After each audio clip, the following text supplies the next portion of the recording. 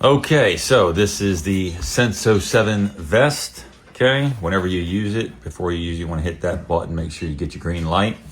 On this unit, I was getting the red, as well as this unit, I was getting the red, and both of them needed battery replacements.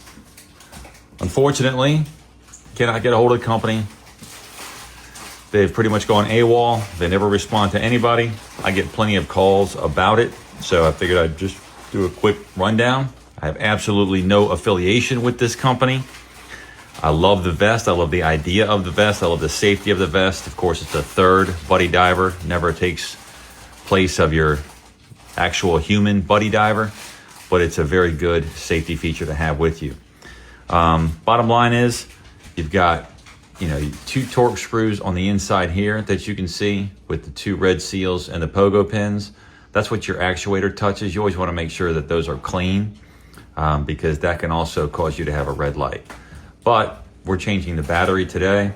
And so first thing you want to do is take this black cover off. That's just right here like so and like so. But you want to make sure that you have it over like a pan with some paper towel because there's small parts in here that you want to lose. All right, for example, this little red or this little white piece right here that fits right into here before you put this back on like so, because that's what helps you hit that little teeny tiny pin right there to do your check. All right, then you've got your 5 torque screws on the outside. I'll go ahead and take those off and then I'll get back with you. Okay, so I've gotten the 5 hex screws out. I use a pan here and put all the screws in here, and that way it's got a lip on it. So if anything goes flying, it's not gonna go too far. But anyways, this is a sealed unit, so be careful when you pop that out. It's got these 2 wires, the yellow and the white wire connected. All right, and then it's got your 3.6 volt battery. I did the magic Google and then tried to find this exact one. They don't sell this one anymore, so I was able to find this one. Okay, it's Omnicell lithium battery, ER32L65, 3.6 volt. And you want to take it off upside down like this, and it's just held on by some double-sided tape. Little double-sided tape action, a little teeny tiny piece there. And then if you look closely, let's see here, you'll see these 3 little copper holes that these 3 pins go into. But you look even more closely, hard to see focus here, but on those pins are 3 teeny tiny little springs. And I'm hoping it's coming in focus there. But those springs need to go on the new battery, okay? So I will do that really quickly. And you can see this here is bent, and I may have just bent that trying to take it off. And they're kind of weak pins, so when you get the new battery, make sure that you put those in there.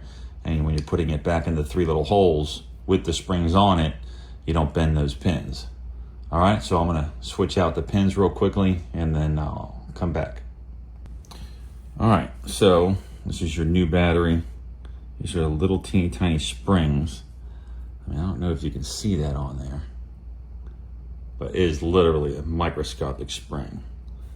Okay, so I try and get that on there, and then just make sure it doesn't go springing all over the place, and then you lose these bad boys.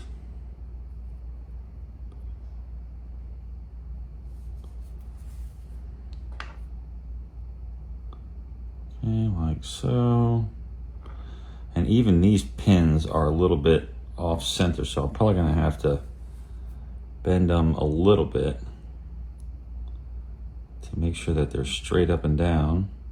Oh, that's why you put that in there, because they are tiny. Come on, baby. This one doesn't want to go on there. There she goes. Okay, I'll give it a little spin there. And these pins are still, that one's gonna go up a little bit. I think we're all right. And so the same thing is you just want to try and get these, the pin to line up in those 3 little holes. And it can take a little bit of wiggling around just to get it in there properly. And then you know that it's right when you get those lights popping. Okay. Give it a little press like so.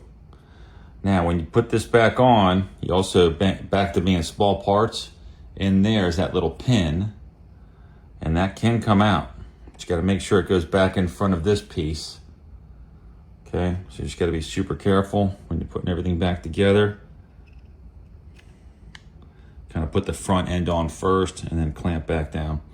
There is that rubber seal on there, and it doesn't come off. It didn't come off on the other one either, but you still want to make sure. So I'll put my torque screws back on, and then we'll put this back together and see if we get our green light. I'll be right back. All right, so I've got all the torque screws back in. Now, the pins I talked about before, I already cleaned those a couple of days ago. But like I said, you can take those 2 little torque screws on the inside out. This piece pops off and you can clean these. All right, so now I should be able to just put the actuator in and then press the actuator down. Make sure it's in there against the 2 pins. Hit this bad boy and hopefully we're green. Boom. All right, so we're back to green. So now I've got 2 good actuators. I've got the green light on both, and it was just as simple as a battery change. So that's the deal there.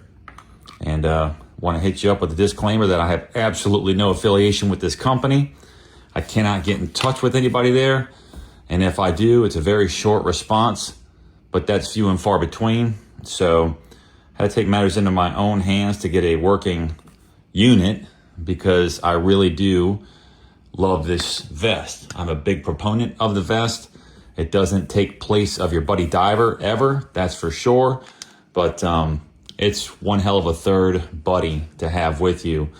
And if all else fails, you've got your rip cord. So if something happens, fish gets wrapped around your leg and starts pulling you down, or who knows what. You feel like you're getting in trouble. You've already ditched your weight belt. You need to get to the surface quickly. You can pull this rip cord and this thing will pull you to safety just on the manual side of things.